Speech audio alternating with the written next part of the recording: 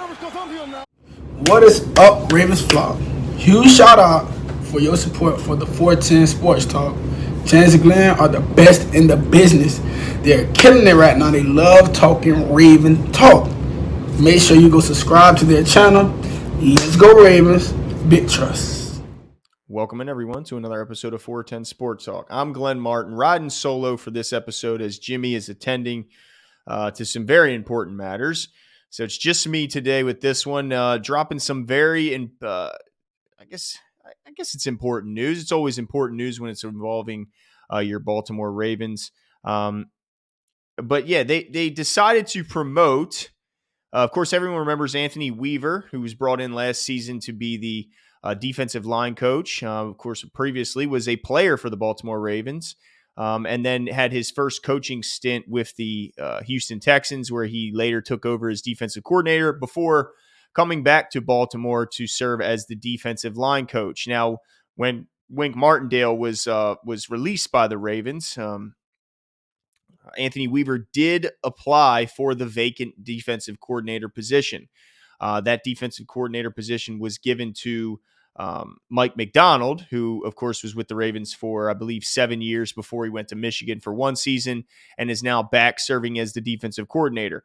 Anthony Weaver did also apply and interview for a couple other vacant defensive coordinator positions around the league with the Broncos and the Minnesota Vikings, both of which chose to go with a different candidate other than Anthony Weaver. So he is back as the defensive line coach, but the Ravens did decide to add assistant head coach to his resume, to his job title. So he will be serving as both the defensive line coach and assistant head coach. Now, the reason is still a bit unclear as to why they would do that. I mean, you could certainly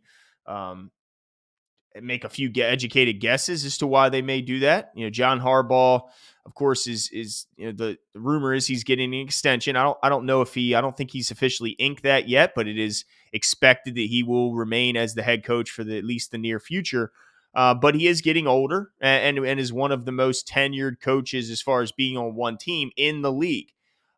So he's been around for a bit. Now, he's still a relatively young man when you consider there's a lot older coaches around the league than John Harbaugh, but he is getting up there. So it is possible that this could be a grooming for John Harbaugh's replacement. It could also be let's make sure we love what Anthony Weaver's bringing. We don't know if he's quite ready, or maybe there's some philosophical or schematic differences as to why he wasn't named defensive coordinator, but they still want to keep him in the as the defensive line coach and as the assistant head coach, because maybe they look at as him as a guy who will take over the defensive coordinator position in the coming years if Mike Macdonald is snatched up and elevated to go head coach somewhere else.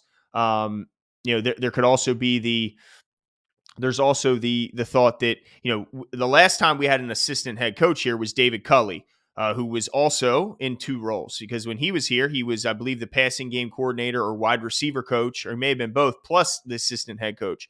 And when he was hired and promoted to be the head coach of the Houston Texans, the Ravens received 2 third-round compensatory picks in compensation because he was hired as the head coach there. So if Anthony Weaver were now to be hired as the head coach, say, next season of the Raiders or the Bengals. Actually, I don't think the Bengals are getting rid of Zach Taylor, but any team hires Anthony Weaver from the Baltimore Ravens staff as their head coach, then the Ravens would again receive the 2 third-round compensatory picks like they did for David Culley. So there's a lot of guesses as to why they decided to add this title to the end of Anthony Weaver, but the bottom line is I'm happy about it because I think Anthony Weaver's a hell of a coach. I think he's a fan favorite of any Ravens fan who's been around as long as I have, and those before me remembers Anthony Weaver as a player. He was a fan favorite as a player, and I think that players love and respect and will play for Anthony Weaver. It certainly helps when you have former player in your bio. It gives you that instant credibility with the young players, whereas I think if you don't have NFL experience in your background, you have to earn a little bit more, like Mike Macdonald's going to be in for, since he's never played at the highest level. Whereas Anthony Weaver's a guy who immediately gets your respect as soon as he walks in if you're a young guy, because you realize he's been there, he's done it, and he had a long career in the league. So I'm excited about having another great coach in the building, having him back. I certainly would have understood if the Broncos or Vikings would have hired him as the DC and been happy for him to get that advancement in his career, promotion, and would have said well wishes and good luck.